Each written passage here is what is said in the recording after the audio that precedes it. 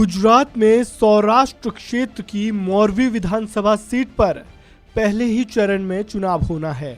नामांकन का काम सोमवार को ही खत्म हो चुका है, लेकिन कोई भी दल हो उसका उम्मीदवार फिलहाल यहां चुनाव प्रचार करने से कन्नी काट रहा है। यहां से बीजेपी ने अपने सिटिंग विधायक का टिकट काटकर अपने 5 बार के पूर्व विधायक को टिकट दिया है।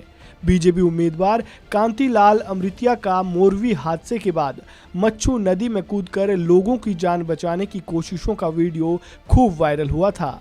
आइए जानते हैं कि वहां किसी भी दल का प्रत्याशी प्रचार करने से क्यों हिचकिचा रहा है और नदी में कूदने वाले बीजेपी प्रत्याशी का चुनाव मैदान में क्या हाल है। मोरवी में प्रचार से कन्नी क्यों काट रहे उम्मीदवार। द न्यू इंडियन एक्सप्रेस की एक रिपोर्ट के मुताबिक गुजरात की मोरवी विधानसभा सीट के लिए ज्यादातर राजनीतिक दलों ने अपने उम्मीदवार उतारे हैं, लेकिन अभी तक किसी ने अपना चुनाव प्रचार शुरू नहीं किया है। 30 अक्टूबर को यहां की मच्छू नदी पर 19वीं सदी में अंग्रेजों के जमाने में बना रस्सी वाला पुल टूट गया था। इस हादसे में 136 लोगों की जान चली गई थी। 1 दिसंबर को होने वाले पहले चरण के चुनाव के लिए सोमवार को नामांकन दाखिल करने का अंतिम दिन था। इस भयानक पुल हादसे को लेकर गुजरात की ही नहीं पूरे देश की राजनीति गर्मा रही है। विपक्षी दलों के निशाने पर बीजेपी सरकार है, जो केंद्र और प्रदेश दोनों जगहों पर सत्ता में है। क्या लोगों के गुस्से का है डर? मोरबी पुल हादसे के बाद कांग्रेस ने बीजेपी के खिलाफ एक चार्जशीट जारी की है। वहीं आम आदमी पार्टी ने इसकी मरम्मत में कथित भ्रष्टाचार का आरोप लगाया है। मोरबी के एक निवासी विपुल प्रजापति ने उस न्यूज पोर्टल से कहा, वो प्रचार कैसे करेंगे। शहर में हर जगह, चाहे नेहरू गेट चौक हो, ग्रीन चौक, बापा सीताराम चौक या पानी और चाय की दुकान हो, सब जगह इसी हादसे की ज्यादा चर्चा होती है।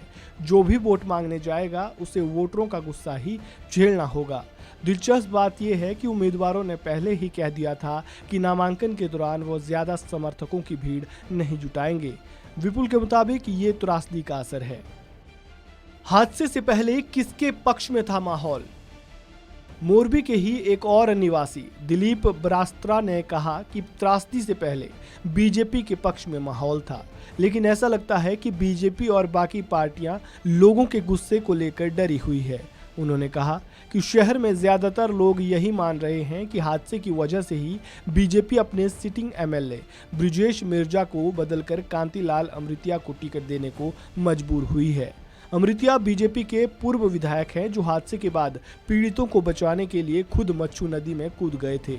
उनका दावा है कि उनके काम की वजह से ही शहर के लोग उनका समर्थन करते हैं। 2017 में मोरवी में किसने मारी थी बाजी? एक और स्थानीय निवासी के मुताबिक मोरवी विधानसभा सीट वर्षों से भगवा की गड़ रही थी। 2017 में बीजेपी उम्मीदवार पाटीदार आरक्षण आंदोलन और एंटी इनकम्बेंसी की वजह से 5000 से भी कम वोटों के अंतर से हार गए थे।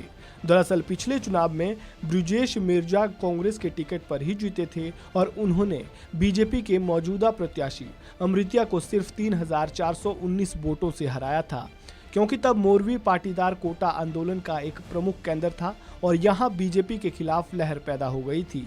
बाद में मिर्जा कांग्रेस छोड़कर बीजेपी में शामिल हो गए और 2020 में हुए उपचुनाव में बीजेपी के टिकट पर जीत दर्ज की थी। क्या मच्छू नदी में कूदे थे बीजेपी प्रत्याशी? मोरवी नगरपालिका, जिला पंचायत और तालुका पंचायत पर बीजेपी का कब्जा है। मोरवी कच्छ लोकसभा क्षेत्र में है, जहां से बीजेपी के विनोद चावड़ा सांसद है। कांतिलाल अमृतिया 2017 में बीजेपी के टिकट पर हारने से पहले 1995, 1998, 2002, 2007 और 2012 में यहां 5 बार बीजेपी के उम्मीदवार के तौर पर जीत चुके हैं। इस बार मोरबी में राहत और बचाव के लिए नदी में कूदने की उनकी तस्वीर खूब वायरल हो चुकी है। ऐसे में ये देखने वाली बात है कि पुल हादसे से लगे झटके को बीजेपी कैसे संभाल पाती है। मोरवी का मतदाता समीकरण। मोरवी विधानसभा सीट पर करीब 2.90 लाख मतदाता है। इसमें 80,000 पाटीदार, 30,000 दलित, 30,000 सतबारा समाज के लोग, 12,000 अहिर और 20,000 ठाकुर कोली समाज के वोटर बताए जाते हैं। गुजरात की 182 सीटों पर 1 दिसंबर और 5 दिसंबर को 2 चरणों में मतदान होना है और मतगणना 8 दिसंबर को होने वाली है। अब ऐसे में मोरवी विधानसभा से कौन बाजी मारता है, ये तो वक्त ही बताएगा। इस रिपोर्ट में फिलहाल इतना ही। खबरों से जुड़ी ताज़ा अपडेट के लिए वन इंडिया हिंदी को सब्सक्राइब करना बिल्कुल ना भूलें।